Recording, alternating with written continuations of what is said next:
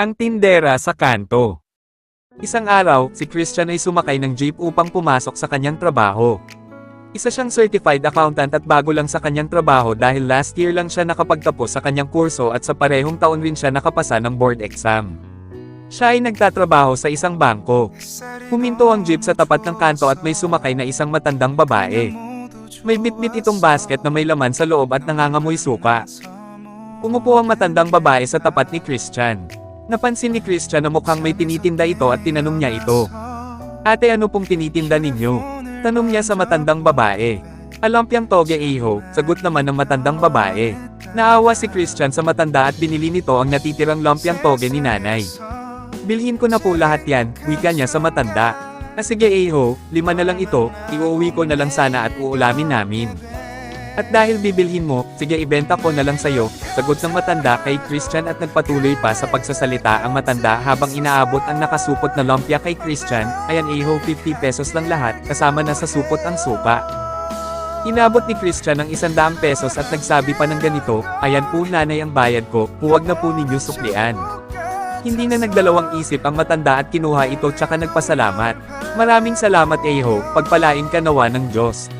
Bumaba na si Christian sa jeep nang makarating ito sa bangko na kanyang pinapasukan at naiwan pa ang matanda sa jeep, siguro ay malayo pa tirahan nito. Madalas ay nakakasabay ni Christian ang matandang babae na nagtitinda ng lumpiang toge sa kanto.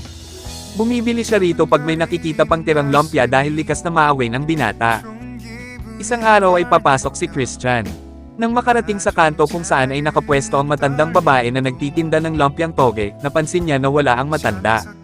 Ilang araw pa ang nagdaan ay hindi na niya nakikita o nakakasabay sa jeep ang matanda.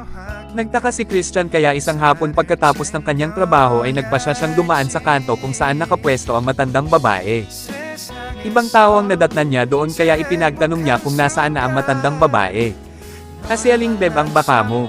sagot ng isang lalaki na pinagtanungan ni Christian. "Naku, nagpunta na ng Maynila, kinuha na ng kanyang mga anak at doon na maninirahan kasama ang mga ito," patuloy pa ng isang tindera. Umalis na rin agad si Christian sa pwesto ng mga nagtitinda at saka umuwi na nang makuha nito ang impormasyon na hinahanap patungkol sa matanda. Lumipas ang ilang taon ay nagpasya si Christian na humanap ng malilipatang trabaho. Nagpunta siya sa Maynila at doon naghanap ng trabaho. Maganda na rin ang kanyang karanasan sa trabaho kaya sumubok itong mag-apply sa mas mataas na posisyon. Isang araw ay may nakita siyang hiring ng accounting manager position sa online website para sa isang malaking kumpanya. Nagpasa siya rito ng kanyang resume. Ilang araw ang lumipas ay nakatanggap siya ng tawag mula sa inaplayan nito at pinapupunta siya sa araw ng Lunes sa susunod na linggo para sa isang interview. Dumating ang Lunes at maagang nagpunta sa kumpanyang ina-applyan si Christian para sa kanyang interview. Pagpasok niya sa waiting area ng mga aplikante ay may mga nag-aantay na rin na katulad niyang aplikant sa parehong posisyon. 4 silang lahat na aplikante sa iisang posisyon. May kabang naramdaman si Christian habang nagkukwentuhan ang mga nakasabay. Nagkukwentuhan sila sa mga naging karanasan nila sa kanilang mga trabaho.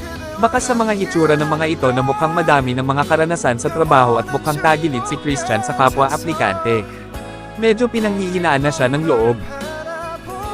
Bandang alas 9 na nang mag-umpisa ang interview. Isa-isa silang tinawag at panghuli si Christian. Mula sa waiting room ay nakikita ni Christian ang mga lumalabas na tapos ng ma-interview na parang malulungkot ang mga mukha nito at yung iba pa ay umiiling na para bang hindi sila kumbinsido na papasa sa interview. "Mr. Christian," tawag ng isang babae na dumungaw sa interview room. Lumapit si Christian dahil siya na ang huling aplikante para sa interview. Pagkapasok niya ng silid ay isinara ng HR manager ang pinto ng silid. Samantala, si Christian ay nakadarama ng kaba dahil yung mga naunang aplikante ay malulungkot ang mga mukha at parang hindi natanggap. Paano na lang kaya siya samantalang base sa mga poster ng mga nauna ay higit na mas qualified ang mga ito dahil sa mga narinig niyang usapan nila sa kanya-kanyang past work experiences. Nakatayo lang si Christian at nag-aantay na siya ay paupuin na mag-i-interview sa kanya. Isang saglit pa ay tumayo din ang HR manager na siyang interviewer at inabot ang kamay nito kay Christian at nagsabing, "Congratulations Mr. Christian. Makakapag-umpisa ka na ng trabaho bukas." Nagulat si Christian sa mga narinig.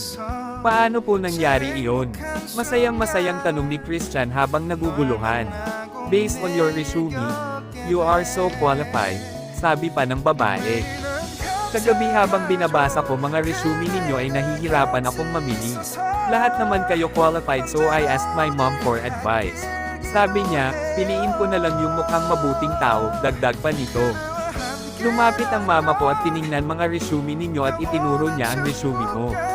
Sabi niya sa akin ay ganito, kilala ko yan, talagang may mabuting puso yan, suki ko yan dati. Pwede po ba makita ang picture ng mama ninyo? Hiling ni Christian sa babae at ipinakita naman ito mula sa kanyang cellphone. Nakikilala ko na siya, si nanay yung nagtitinda ng lumpiang toge. Gulat na nasabi ni Christian sa babae. Masayang-masayang umuwi si Christian sa kanyang bahay.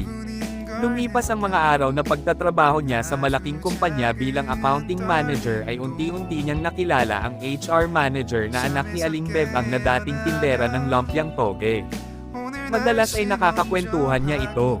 Dito napagtanto niya ang mga bagay na nangyari kay Aling Bebang mula ng araw na hindi na niya ito nakikita sa kanto o nakakasabay sa jeep.